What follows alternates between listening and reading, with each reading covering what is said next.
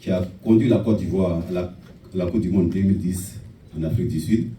Le sélectionneur a joué avec lui, il était à cette Coupe du Monde.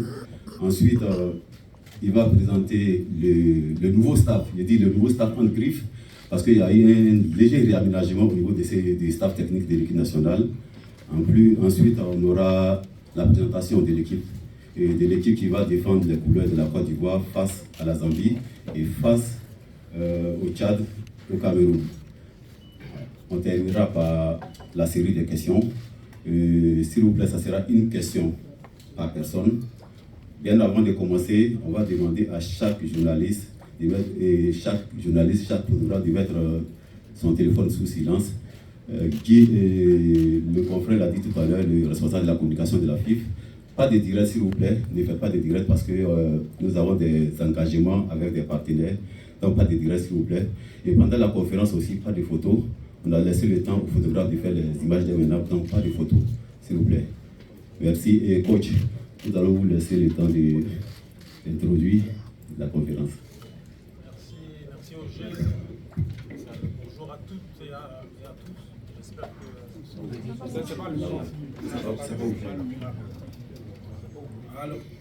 C'est mieux comme ça. J'ai une petite voix, donc si je parle sans le micro, ça va pas aller.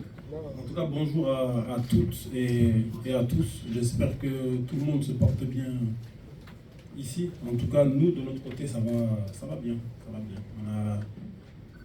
On a mis des semaines à préparer cette liste que vous attendez tous.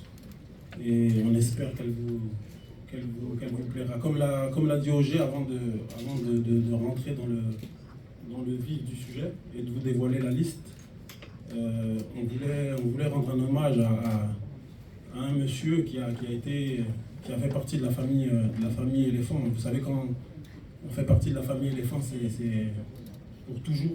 Donc il nous a malheureusement quittés ce matin et on voulait quand même lui rendre un hommage. Il s'agit de monsieur Sven-Goran Eriksson qui nous a quittés.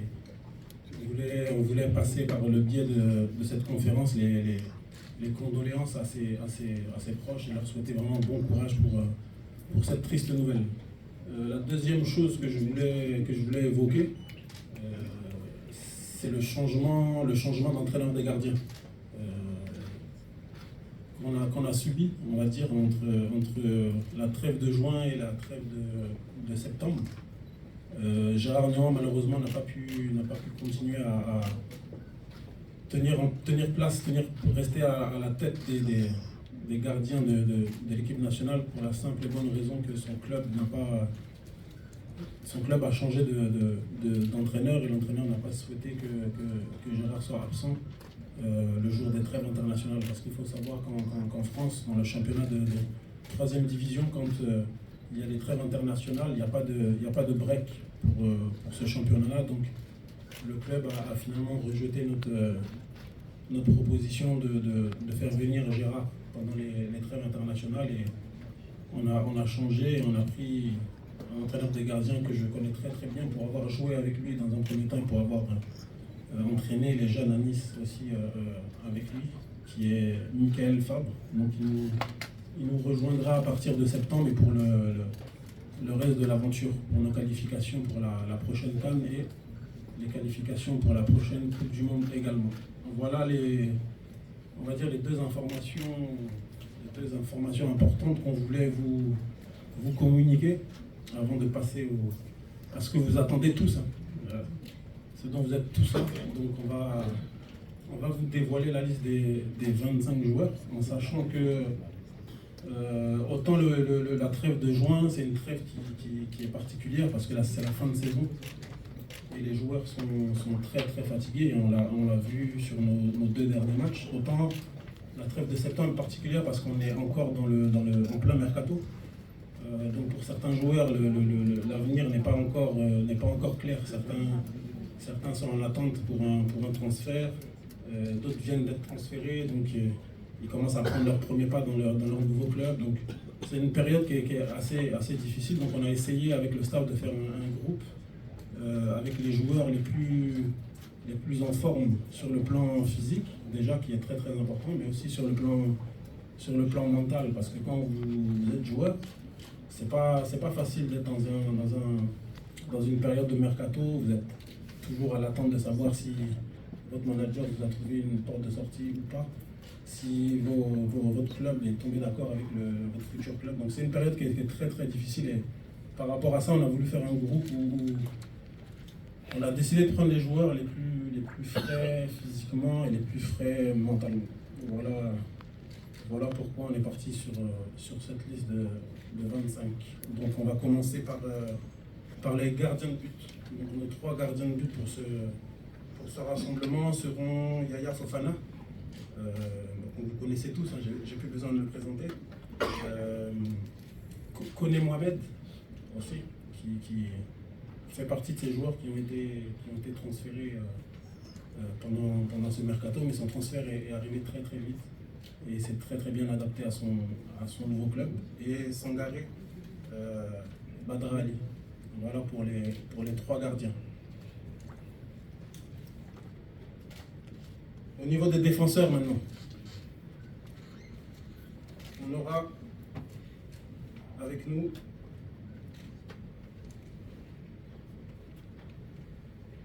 Emmanuel Agbadou,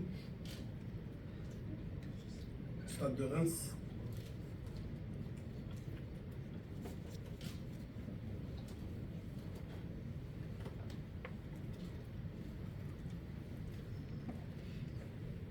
Willy Bolly de Nottingham Forest. Diomandé Ousmane, Sporting Club de Portugal. Guela Doué de Strasbourg. Kosonou Odilon de Leverkusen. Dika Evan de la Roma. Opéry Christopher du Havre. Singo Wilfried de Monaco. Et le dernier défenseur, Sila Abakar de Strasbourg.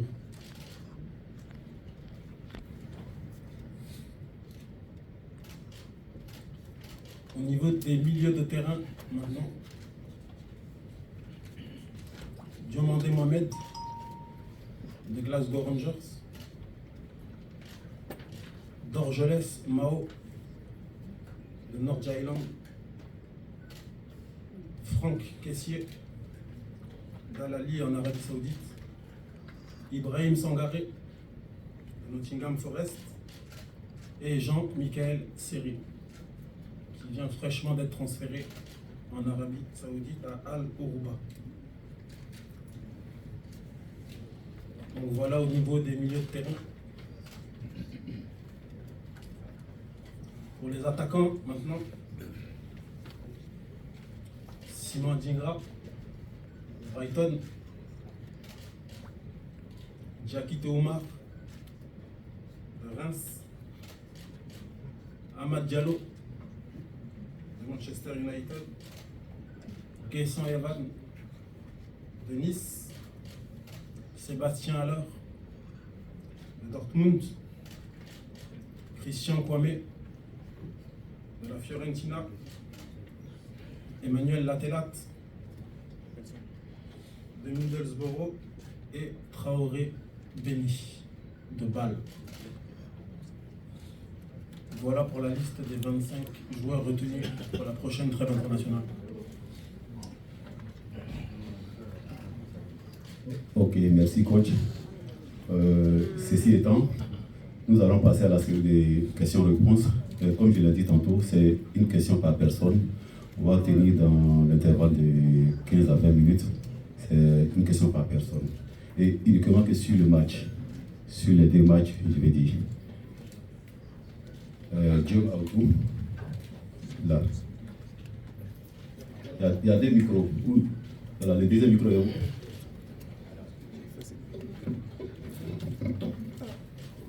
Bonsoir coach.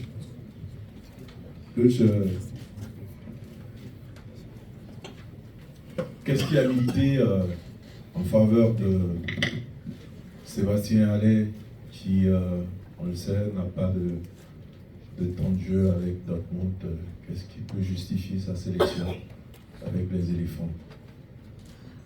Bon, comme vous le savez, Sébastien c'est toujours un cas qui n'est pas comme les autres. Il a une histoire qui n'est pas comme pour les autres. On sait qu'il a été très très décisif lors de la dernière CAN. À chaque fois qu'il est venu en sélection, il a joué, il a fait son rôle. Maintenant, c'est vrai que si on se base sur les critères de sélection, peut-être effectivement qu'il n'entrait pas dans tous les critères de sélection, mais ça reste un attaquant qui sait marquer des buts, qui sait être décisif aussi dans les matchs importants. Et ce qu'on aime aussi, c'est de temps en temps donner des coups de main à des joueurs qui en ont besoin, que ce soit sur l'aspect physique ou sur l'aspect mental. C'est très important pour nous. Et comme c'est un joueur qui est très important pour le staff, on a milité effectivement pour sa sélection sur ce match. Mais avant de le sélectionner, on a bien évidemment beaucoup parlé avec lui, beaucoup communiqué avec lui. On a eu un très bon relationnel aussi avec le club de Dortmund qui nous a envoyé ces données GPS sur les matchs amicaux, sur les entraînements. Et je peux vous dire que malgré le fait qu'il n'ait pas beaucoup de temps de jeu sur les matchs officiels, Seb travaille très très bien et ces données GPS sont très très bonnes. Voilà pourquoi on l'a sélectionné. Annoncia, c'est bien. Bonsoir coach, Annoncia. La Zambie à Boaké le 3 février, avec l'émotion, une population qui a su pousser les éléphants à accéder en demi-finale, en adoptant les aides de Mali. Un mot à l'endroit de ces populations avant votre arrivée là. C'est bien sûr, quand on se rappelle du quart de finale contre le Mali à Boaké, l'ambiance que les supporters ont mis là-bas, de son rôle de 12e homme qu'il a bien joué, de la force qu'il a donnée aux joueurs pour se qualifier dans un match qui était très difficile. C'est sûr que nous, ça nous fait plaisir et on a envie de revivre ça contre la Zambie. C'est d'ailleurs une des raisons pour lesquelles on a choisi de jouer là-bas, hein, parce qu'on sait que contre une équipe comme la Zambie, qui va venir pour vite se qualifier aussi pour la prochaine CAN, on voulait les accueillir dans un stade qui avait beaucoup d'importance et beaucoup d'émotions pour nous. Et on avait tellement besoin de ce 12e homme qu'on a décidé de jouer à Boaké, même si à Yamoussoukro aussi il y avait de l'ambiance, même si à Abidjan ici, quand on a joué avec Bimpe, il y avait de l'ambiance. Mais c'est vrai que l'atmosphère et l'ambiance particulière qu'on a eu là-bas, on a envie de la revivre contre la Zambie parce que ça va nous permettre et nous aider à gagner ce match. Ok, tu te présentes et puis tu poses ta question. Bonsoir coach, je suis Stéphane Afia. Alors ma question c'est de savoir, est-ce que... Moi je suis de JTV. Voilà, ma question c'est de savoir, est-ce que vous regardez souvent les matchs de Awa Jean-Charles? Et est-ce qu'il a une chance d'être appelé en sélection? Merci. Awa Jean-Charles, oui, on regarde ces matchs. La preuve, il a été sélectionné lors du dernier rassemblement des U23 en Égypte. Donc s'il a été sélectionné, c'est qu'il a été suivi, c'est qu'il a été vu. Et on a aussi regardé les deux matchs contre l'Égypte pour voir où il en était aussi au niveau international, parce qu'il faut savoir qu'entre le championnat, entre les championnats et le niveau international, il y a beaucoup de différences. Donc oui, on le suit et il faut qu'il continue sa progression pour venir taper à la porte de l'équipe nationale, parce qu'il y a beaucoup de concurrence aussi en attaque, surtout au niveau de l'équipe des A. Donc il faut qu'il continue à travailler et continue à marquer des buts pour avoir une chance de venir chez nous. J'ai une question.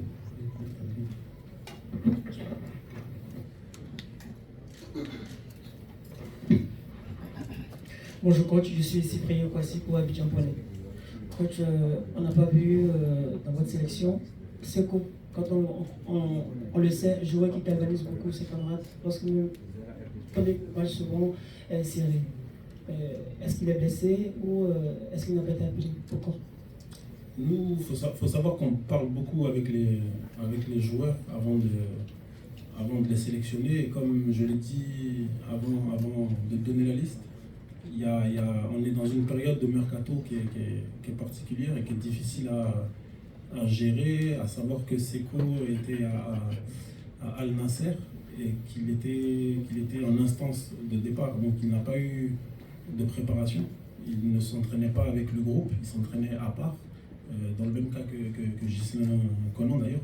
C'est deux joueurs qui s'entraînaient à part et Seko, il a la chance d'être transféré il y a une semaine de cela. Il est arrivé dans le club dans lequel il a été prêté sur les 6 derniers mois en Arabie Saoudite là-bas. Donc il faut qu'il recharge les batteries, il faut qu'il se refasse une santé physique avant de pouvoir prétendre à revenir en sélection. Mais on a échangé avec lui, il se porte très très bien, que ce soit physiquement ou mentalement, il se porte très bien, mais aujourd'hui il n'est pas, on va dire, prêt à venir jouer 2 matchs internationaux. Monsieur à la casquette. Bonjour coach, camarade Jagaria du groupe InfoSport. Félicitations pour le titre de champion d'Afrique. Mes condoléances aussi pour le décès de l'ancien coach. Coach, c'est la rentrée des classes pour les éléphants. Les champions d'Afrique doivent aller défendre le trophée au Maroc. Vous êtes le sélectionneur national. Est-ce que vous avez un coup d'œil sur le championnat local? Quand on sait que la Côte d'Ivoire, c'est aujourd'hui 4 clubs en compétition africaine. Et avec des talents qui émergent. On a vu les petits gardiens l'autre jour qui a arrêté 3 pénaltys. Est-ce qu'un jour, ces genres de joueurs peuvent être sélectionnés à l'équipe nationale? Mais pourquoi pas, même aujourd'hui, un joueur local du championnat? J'ai déjà répondu à cette question lors de la dernière conférence de presse. Et je pense que je ne vais pas à chaque fois me répéter sur ce sujet. Les joueurs locaux ont autant de chances que les joueurs de l'extérieur de venir en sélection. Nous, quand on fait une liste, on ne regarde pas le championnat dans lequel les joueurs évoluent. On regarde seulement les meilleurs joueurs à leur poste. Et bien sûr qu'on suit le championnat ivoirien aujourd'hui, que ce soit Alain, que ce soit Guy, que ce soit le préparateur physique aussi, ou moi, on est tous sur place, on vit ici. Donc on suit le championnat local, on essaye même à ce que le championnat se développe, on intervient au niveau des clubs pour leur donner un coup de main aussi pour que les joueurs soient dans les meilleures conditions. Donc oui, on le suit. Après, c'est pas parce qu'on suit le championnat ivoirien qu'on va sélectionner des joueurs ivoiriens juste pour dire ah on a sélectionné on a mis des locaux dans la liste des A. Non, on fait des choix par rapport aux qualités des joueurs et on sélectionne à chaque fois les meilleurs à leur poste. Si le jeune gardien du RCA a été bon en qualification, nous on en était très fiers, on le félicite, on le suit déjà, mais on n'a pas attendu les 2 matchs de qualification pour le suivre, on le suit déjà depuis la saison dernière au RCA et ouais, on espère qu'il va continuer sa progression et qu'il viendra titiller un peu nos gardiens. Mais à ce jour, pour nous, on a 3 gardiens qui méritent plus que lui de venir en sélection. Bonsoir coach, Arnold Dakouri d'Adjami FM. On remarque dans cette sélection l'absence de Eric Bailly, qui est un joueur ivoirien très expérimenté, qui est en train de revenir à son meilleur niveau. Je voudrais savoir les raisons de cette absence, pourquoi d'autres joueurs et pas lui. C'est les problèmes de riches, comme on dit entre guillemets, qu'on a. Ça veut dire qu'on a, surtout à ce poste-là, on a énormément de joueurs de qualité. C'est vrai que sur cette liste, déjà, on a 5 défenseurs centraux qui sont aussi performants en club. Et prendre Eric aurait voulu dire que soit il fallait en enlever un des 5, ou soit il fallait prendre 6 défenseurs centraux. Pour nous, 6 défenseurs centraux, c'était compliqué. Effectivement, Eric, on le suit depuis la fin de saison dernière, il fait des très très bons matchs. Je l'ai eu au téléphone aussi, pareil. Comme les autres, on a beaucoup discuté. Et effectivement, c'est un joueur qui aurait pu faire partie des 25. Mais la concurrence a fait qu'on a voulu partir sur ces 5 défenseurs centraux-là et on ne voulait pas rajouter un 6e défenseur central. Une question à droite ici. Coach, bonsoir, Mohamed, Radio Côte d'Ivoire. Juste la présence de Sila Bakar. Quels sont les éléments pour lutter à sa faveur? Merci. Sila Bakar. Sila Bakar, non, Sila Bakar, déjà c'est un défenseur qu'on a connu il y a un an de ça en sélection. Il avait fait des très très bons matchs.